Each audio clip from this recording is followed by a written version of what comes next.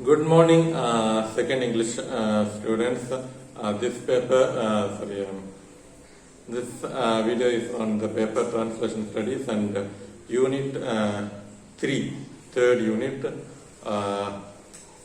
key concepts in translation, key terms in translation. Okay. So in this video, we are going to discuss loss and gain and untranslatability. So these are the two topics which we are going to discuss in this video. And the first one is loss and gain. Okay, generally, let me tell you what you mean by loss and gain.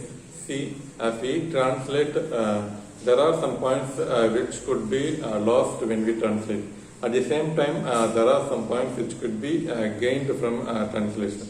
Okay. A loss in the sense, say for example, rhyming words. If you translate poetry from English to Tamil or Tamil to English language, the original, say for example, the SL is the English language. Okay, so source language is English language, and from English language it is translated into Tamil language. So the rhyming words. Okay, the poetry is well written in rhyming words, and it has a great meaning, and it is a powerful poetry. And when we translate into Tamil language, maintaining the meaning, maintaining the sense, and also maintaining the rhyming words is definitely impossible. Okay, if you focus on rhyming words, definitely, naturally, the sense is lost, and if you focus on sense, the rhyming words is lost. Okay, so this is a problem, and so the translator can take translator can focus on rhyming words, or translator can focus rhyming words or sense. Okay, so both cannot be done. And if the translator focus on sense translation, naturally the rhyming words are least important for the translator. Automatically, some more beauty is added. Okay, some more beauty and meaning is added. Okay, and some beauty is much more beautiful than the source language itself. So that is the gain. At the same time, the loss is always going to be the rhyming words. So rhyming words is the loss, and the gain is the more beauty that the translator adds to the translated work. Okay, so this is said to be loss and gain. And what does Eugene Nida says about translation? I mean, loss and gain. Some of the concept and terms does not exist in TL, in target language. Okay, so some of the concepts, see, some words like idli, sambar, or vada, they cannot be translated in other language. These are especially Tamil food items, and it cannot be translated. We have to transliterate it. Okay, so that is possible, and so accordingly we have to translate. Something could be lost and something could be gained. A kind of balance should be maintained by the translator.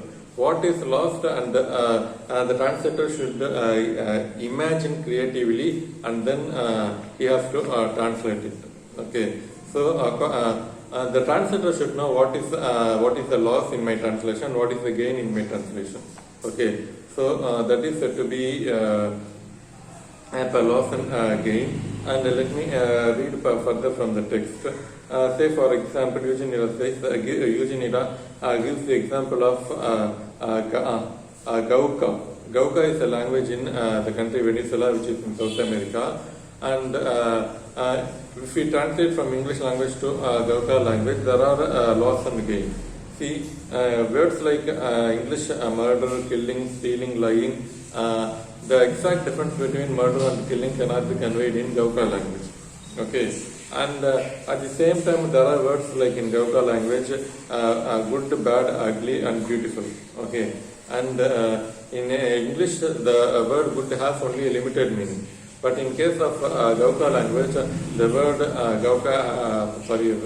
good has various gives various meaning.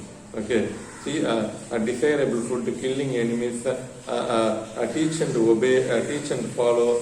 So likewise, there are various meaning for the single word good. But in case of English, the word good means it has only a limited scope for limited meaning for good. Okay.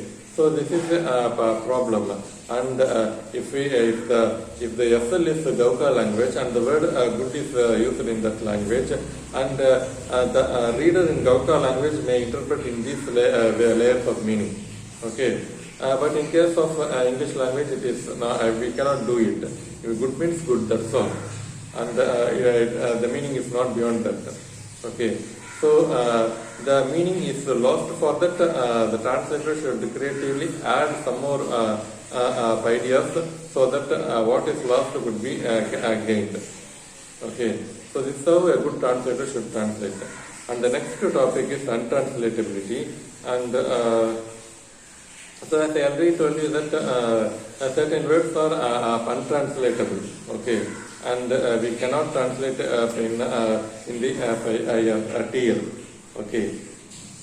So Catford says that there are two types of untranslatability. First one is linguistic, and second one is cultural. Okay. So the linguistic, let's say, vocabulary and grammatical structure. And as I said, the word kill and murder. Okay, so kill is different from murder, and but in case of Tamil language,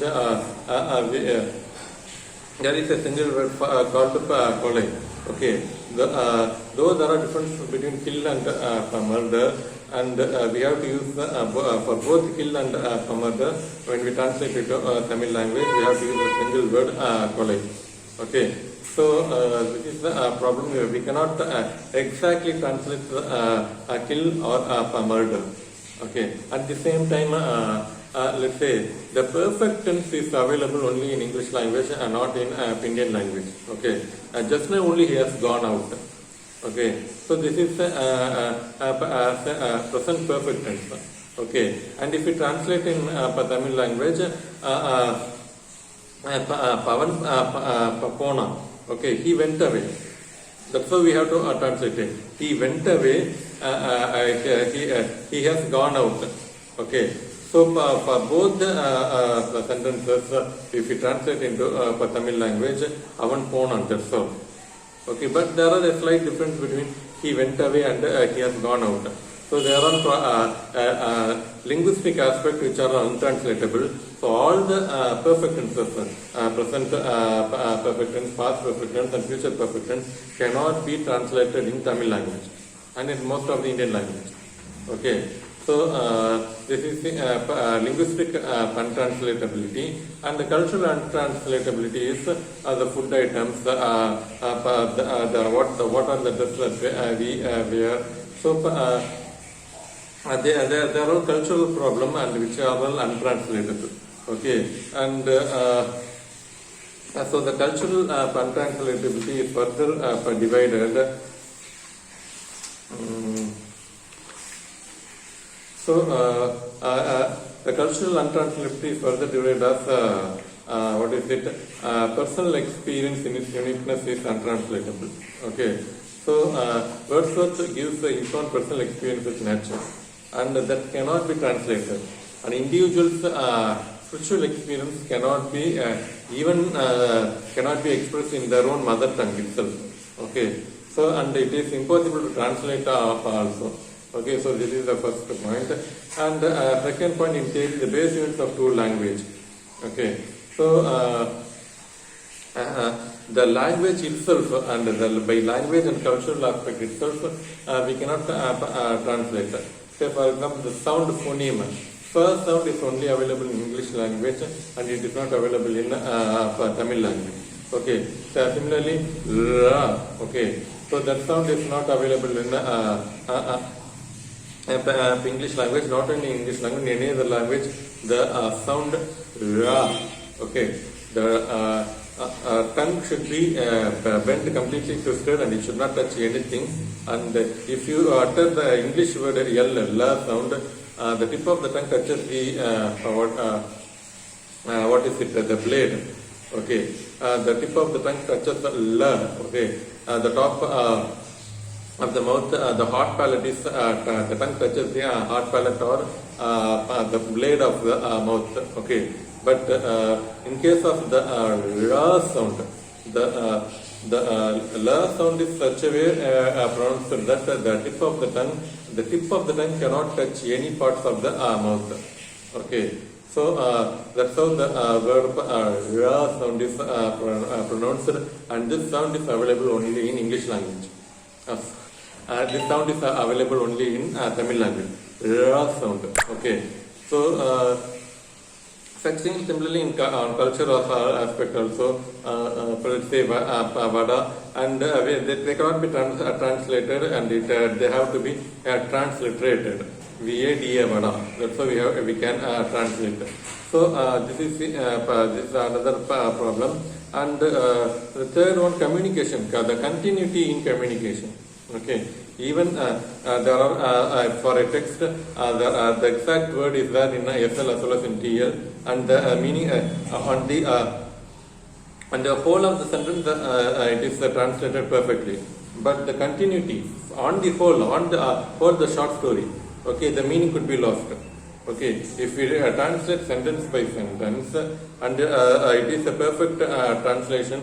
If we do it by sentence, it is a perfect translation. But on the whole, as it conveys the meaning, okay, as it conveys the sense, and there is a problem. Okay, so this is untranslatable. So the continuity is untranslatable.